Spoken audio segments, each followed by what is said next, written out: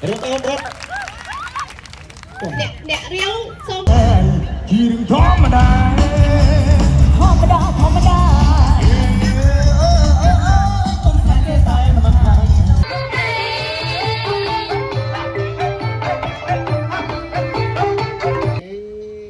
ជំរាបសួរនិងសួស្តីដល់បងប្អូនទាំងអស់គ្នាថ្ងៃនេះខ្ញុំសូមបង្ហាញអំពីសកម្មភាពខ្លះៗនៅថ្ងៃសង្ក្រាន្តបាត់ដំបងរបស់យើងបាទក្នុងនេះមុននឹងចូលទៅដល់ថ្ងៃសង្ក្រាន្តគឺខាងភេទជា idol បានរៀបចំកម្មវិធីក្នុងសកម្មភាពរបស់យើងនេះនឹងប្រារព្ធនៅល្បែងកម្សាន្តប្រជាប្រិយនានាតែជាស្ដែងខាងនេះគឺបានលេងល្បែងគេហៅថាចាប់បង្កងបាទបង្កងអញ្ចឹងក្នុងនោះមានអ្នកលេងចំនួន2នាក់ហើយម្នាក់ចង់ភ្នែកបាទចង់ភ្នែកទាំង2នាក់គឺម្នាក់ជាអ្នកដេញចាប់និងម្នាក់ទៀតជាអ្នកកាន់របស់របរគោះរួចរត់បាទចាប់បាននឹងឈ្នះទៅបាទអញ្ចឹងសូមទស្សនាដូចតទៅជួបបាទស្បែកឯបងប្អូន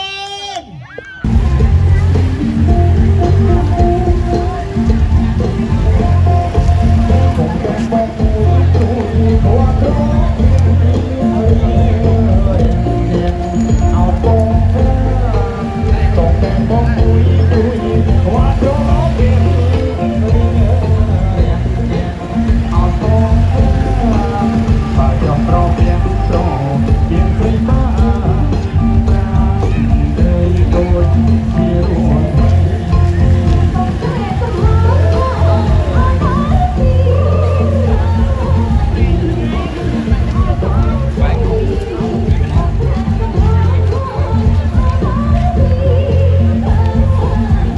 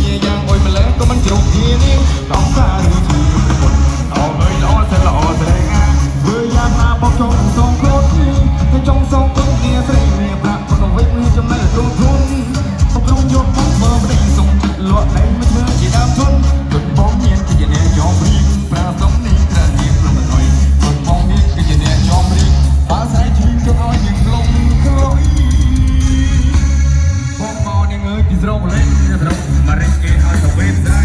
បង